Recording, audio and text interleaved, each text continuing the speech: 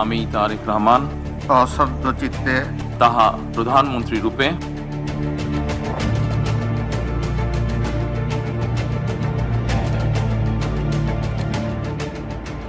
बांग्लादेश में मंगलवार यानी 17 फरवरी 2026 को एक नई सियासी अध्याय की शुरुआत हो चुकी।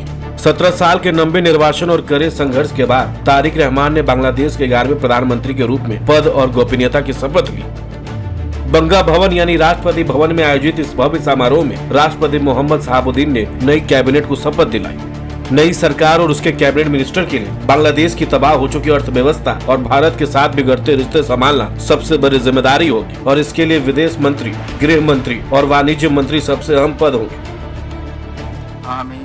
আমি তারেক রহমান সশ্রদ্ধ চিত্তে সশস্ত্র চিত্রে শপথ করিতেছি যে শপথ করিতেছি যে সরকারের প্রধানমন্ত্রী রূপে সরকারের প্রধানমন্ত্রী রূপে যে সকল বিষয় আমার বিবেচনার জন্য আনিত হইবে যে সকল বিষয় আমার বিবেচনার জন্য আনিত হইবে বা যে সকল বিষয় আমি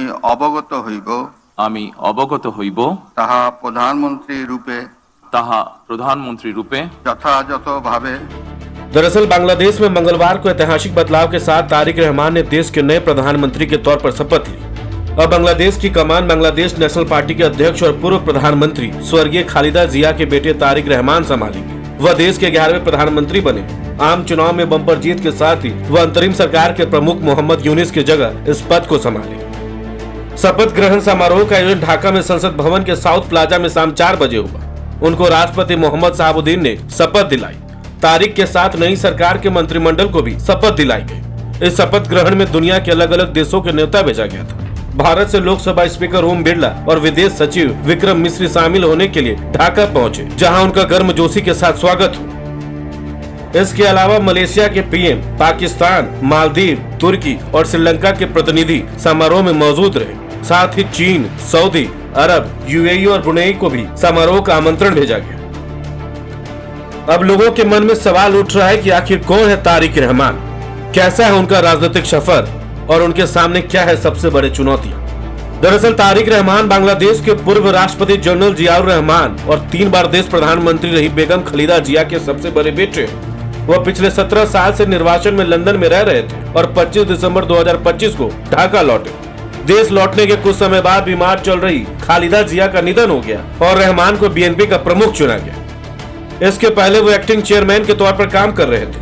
तारिक रहमान को बीएनपी का डार्क प्रिंस कहा जाता है। 2005 में अमेरिकी विदेश विभाग के केबल में रहमान को इस नाम से संबोधित किया गया था, जिसे बाद में विकिलीक्स ने रिलीज किया था। केबल में बांग्लादेश के अंदर राजनीतिक विरोधियों के खिलाफ हिंसा में तारिक रहमान के शामिल होने का जिक्र किया गया था।